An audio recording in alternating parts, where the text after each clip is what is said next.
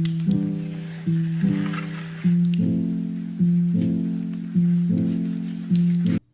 I'm the last one. So today we're going to be watching SpongeBob Conspiracy number 4, A Revolution Theory. This is by Alex Bale. The original video will be in the description box below. Please comment what you want me to react to next. I'm probably going to watch half of this. I'm probably going to have a part 2 because this video is 20 minutes long and we have more videos to put on here, child, and my storage does not like me watching 20-minute videos. Okay, so yeah, I think this is about Pearl and who her mother is. I watched the first 2, 3, yeah, I watched that on D Chanel's channel. You can watch it on her channel because I'm not gonna watch it again. Those things are very long, and I feel like it would be a waste of time anyway because I already watched it. So yeah, let's see who is Pearl's mother, because it's definitely not Mr. Krabs. What if her mother died? Because whales don't really. What is the Krabby Patty's secret formula? These are by far the 3 biggest questions in the show SpongeBob SquarePants, and today I'm going to be answering all. Are the Bikini Bottom citizens the result of nuclear radiation? Who is Pearl's mother? What is the Krabby Patty's secret formula? These are by far the 3 biggest questions in the show SpongeBob SquarePants, and today I'm going to be answering all 3 of them and more with just one theory. Get ready for the darkest SpongeBob conspiracy you'll ever see. This is the evolution theory.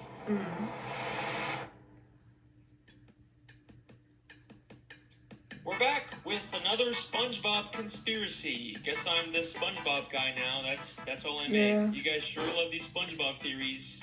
Alex Bale out well, with we all watch another SpongeBob. video. The makers of SpongeBob interfere, put in their own message to brainwash you people. Squilliam sends the doctor in. He's not really a doctor. He's just trying to infiltrate that little round thing on his head there. Oh my God, thank God for Alex Bale. Look at that. He's helping me prove my point. You know what? That is awesome. Maybe some of you love them a little too much. You know, I got other videos, right? I make films and stuff too. Anyone want to watch those? Anyways, by far the most popular SpongeBob theory out there is the Bikini Atoll nuclear radiation theory. It's pretty simple. It's been confirmed that Bikini Bottom is actually beneath a real-life place called Bikini Atoll. From 1946 to 1958, the United States did nuclear tests there, devastating the area and leaving it radioactive even to this day. The theory states that the reason why the citizens of Bikini Bottom can talk and have formed advanced societies is because of mutations caused by these nuclear tests. Ew. And that's about the whole theory. Even though there's tons and tons of videos about it, none of them actually go in depth with it or really look through the show for evidence. But y'all know that if Alex Bale is making a theory on it, then it's not going to be some baby surface level analysis. I will watch every single episode of SpongeBob. I will read every page of the goddamn Wikipedia. If I'm making a theory on it, then you guys know it's going to be good. And once I really started looking into this theory, I realized that there is so much more here than anyone thinks. Get ready, because today we're going to be solving the biggest mysteries in the history of SpongeBob SquarePants and changing the way you look at the entire show. So without further ado, let's begin the theory. Alright. In order to find out whether the Bikini Atoll theory is true, we first have to determine whether fish talking and being so intelligent is unique to Bikini Bottom, or if that's just the way the SpongeBob universe works. You know, it could just be that all animals in this world are able to talk, and that's completely normal because at the end of the day, SpongeBob is still just a cartoon. Well, if we take a look at Season 10, Episode 10, Feral Friends, we get a bit of a hint about how the SpongeBob world works. In this episode, a green moon appears and transforms all the characters into less cartoony, real-life versions of themselves.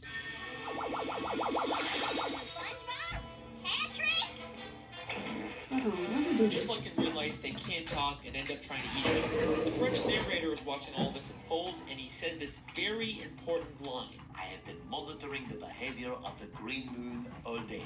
It is called Neptune's moon.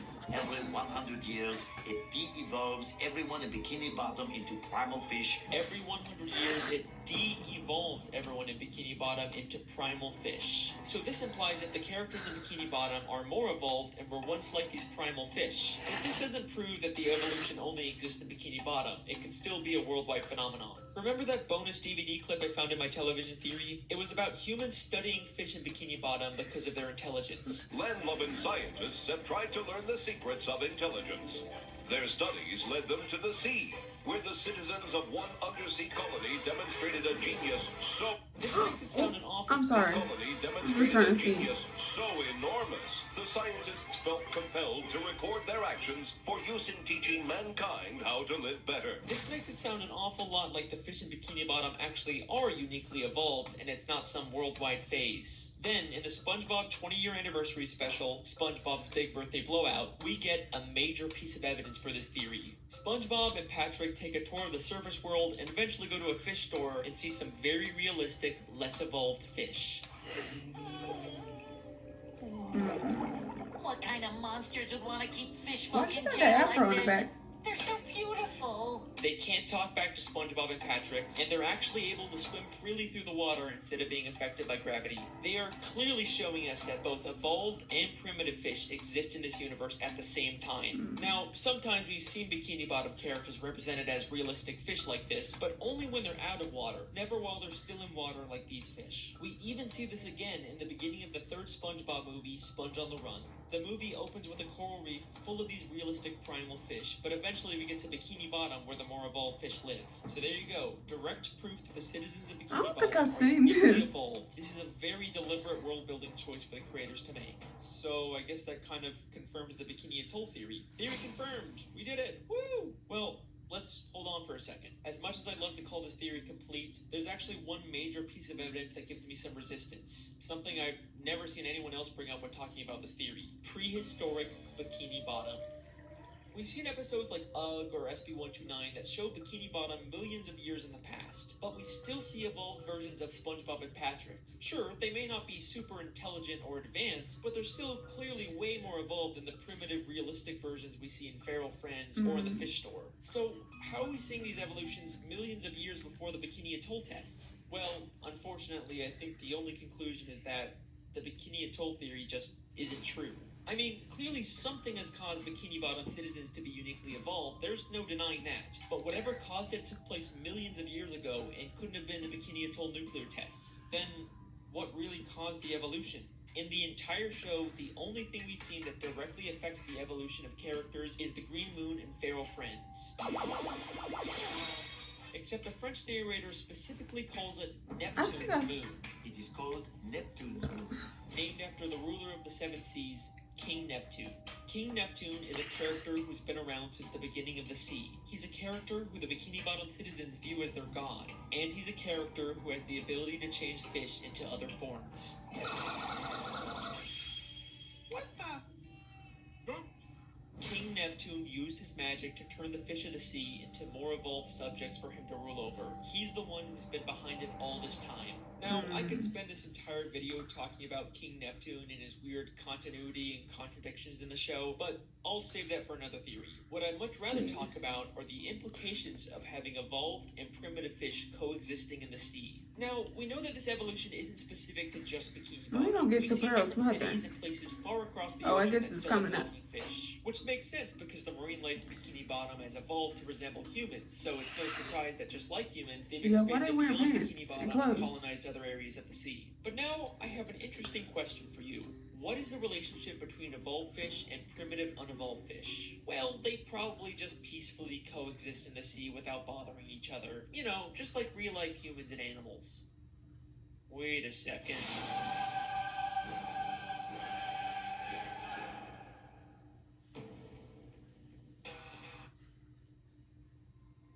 And then they want to give me an ad. In season 3, episode... Do I want to stop here?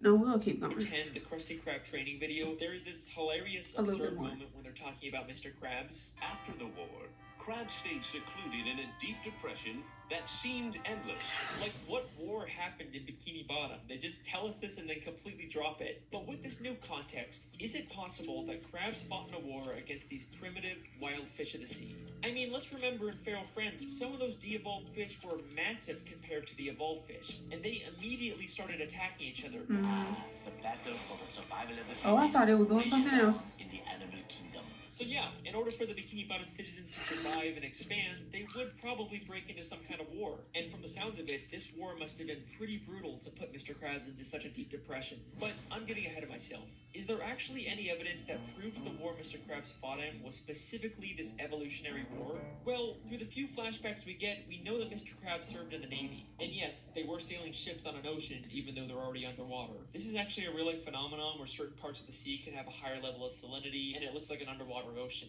Shout out Miss Parks, my high school marine biology teacher. We also know from maps of Bikini Bottom that the town is surrounded by this underwater ocean. So that places Mr. Krabs' war outside of Bikini Bottom, where this evolutionary war would have to take place. Then if we take a look at Mr. Krabs' home, we see it is full of memorabilia from his past days in the Navy. But hidden within here is something that will absolutely blow your mind and answer one of the biggest questions in the show. Hanging there on his wall is a picture of a massive whale next to a ship. You don't think that could be... No, it can't be. That's Pearl's mother? Ooh. Pearl is Mr. Krabs' whale daughter. Oh, The show did never he really steal explains her? how a crab can be the father of a whale, but most people just assume she was adopted. People have been speculating about who Pearl's biological mother is for years, and I think we finally just found our answer. We see 2 photos of this whale on a ship in Season 3, Episode 9, just 1 episode before we find out Mr. Krabs fought in a war. Since this is among all of Mr. Krabs' Navy stuff, I think we can assume that this is something he encountered and not just some random picture of a whale on a ship above the ocean. The whale is massive compared to the ship. We've seen adult whales in Bikini Bottom before, but they are nothing compared to the size of this whale. This has a much closer Pearl resemblance is to Pearl when very she big. de-evolved in Feral Friends and became massive. So this has to be an unevolved primitive whale, and the picture clearly shows them fighting. Not only does this prove that there was a war between evolved and primitive fish, but Mr. Krabs definitely fought in it. But this also implies something very dark. Mr. Krabs killed Pearl's mother. Ooh, and he stole Pearl. The only direct reference we get in the show to Pearl's mother is one of Mr. Krabs' many sayings, Mother of Pearl. Mother of Pearl! Mother of Pearl! Holy Mother of Pearl! He uses it in places something like holy crap or dear God, only saying it when something truly shocking or terrible happens, because he knows the terrible thing that happened to Pearl's mother. Why did Mr. Krabs go into such a deep depression after the war? Because he's haunted by what he's done, and the smoking harpoon to prove it is right there on his wall. So, that leaves us with an important question. Why did he adopt Pearl? After he killed her mother, he probably realized she had an infant daughter who had the evolutionary genes. Instead of leaving her to die, he adopted Did you her draw as his this? own, all while keeping the dark secret that he was responsible for her mother's death. Woo! Childhood ruined yet? Well, don't worry. There's still time for this theory. It kind of is, but babe, we don't have time for that. That's it for part 1 of SpongeBob Conspiracy. Number 4, the revolution theory. I think he going somewhere now. He going somewhere. Okay, but we gonna stick it out to the end. I think more is gonna be unfold the more he tells. Okay, and the original video will be in the description box below. That's by Alex Bale, and goodbye.